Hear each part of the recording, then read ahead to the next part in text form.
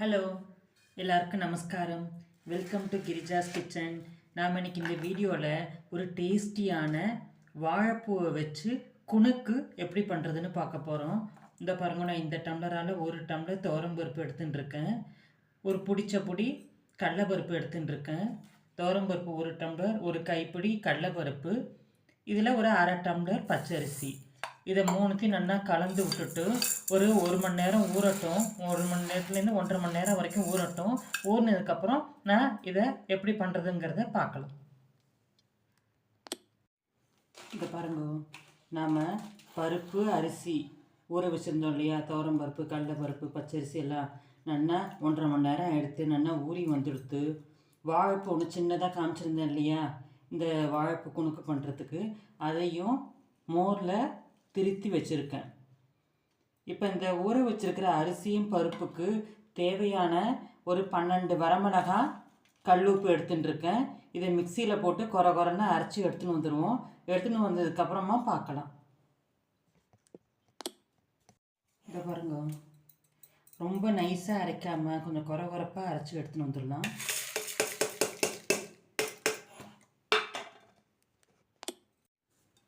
இதை பாருங்க, மிக்சியில் மிளகா வத்தல் உப்பு போட்டு நல்லா கொரன்னு அரைச்சின்னு வந்துட்டோம். இந்த பதத்துக்கு கொஞ்சம் பருப்பு 1-2 முழுசாக தெரிஞ்சாலும் தப்பு இல்லை, நல்லா இருக்கும் கரன்னு.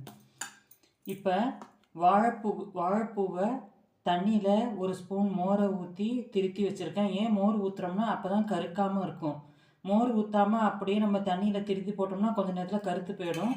வாழைப்பூவை நல்லா அலசிட்டு இதோட கலந்து விட்டுறலாம்.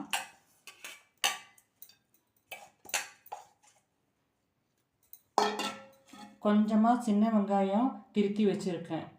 பெரிய வெங்காயம், சின்ன வெங்காயம் என்கிட்ட இல்லை, அதனால் ஒரே ஒரு பெரிய வெங்காயம் திருத்தி வச்சுருக்கேன். நீங்கள் உங்கள்கிட்ட சின்ன வெங்காயம் இருந்தால் சின்ன வெங்காயம் போட்டுங்க.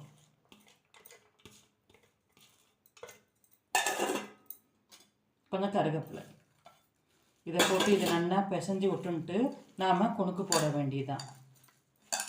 இது ரொம்ப நல்லா இருக்கும்.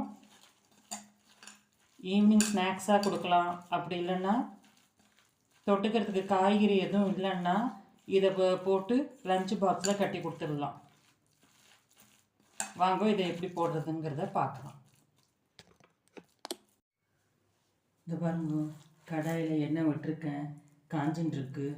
நம்ம பிசைஞ்சு வச்சுருக்கிற குணுக்கை இதோட போட்டுடலாம். அடுப்பை மட்டும் கொஞ்சம் சிம்மில் வச்சுங்க.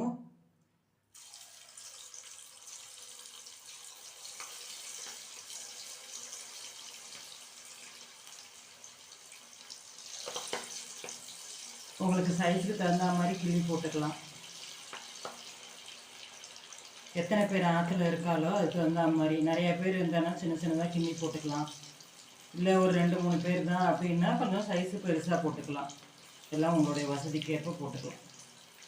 இப்போ அடுப்பில் சிம்மில் வச்சுட்டு இந்த குணுக்கை போட்டுட்டு 2 பக்கம் பரட்டி விட்டு எடுக்க வேண்டியதுதான். இந்த பாருங்க, நம்மளுடைய குணுக்கு டேஸ்டி அண்ட் கிறிஸ்பியான வாழைப்பூ குணுக்கு ரெடி ஆகிடுது. இதே மாதிரியே மீதி மாவு எல்லாத்தையும் நம்ம போட்டு எடுத்துட்டுலாம்.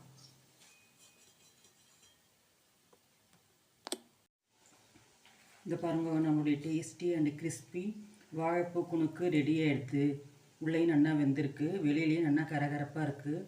நீங்களும் உங்கள் இடத்துல இந்த மாதிரி ட்ரை பண்ணி பார்த்துட்டு எனக்கு கமெண்ட்டில் சொல்லுங்க. இது சாம்பார் சாதம், தயிர் சாதம், ரசம் சாதம், இல்லை ஒரு ஈவினிங் ஸ்நாக்ஸாக கொடுக்கலாம் குழந்தைகளுக்கு. இது ரொம்ப நல்லா இருக்கும். நீங்களும் உங்கள் இடத்துல ட்ரை பண்ணி பார்த்துட்டு எனக்கு கமெண்ட்டில் போஸ்ட் பண்ணுங்க. I hope you all like this video. Thank you.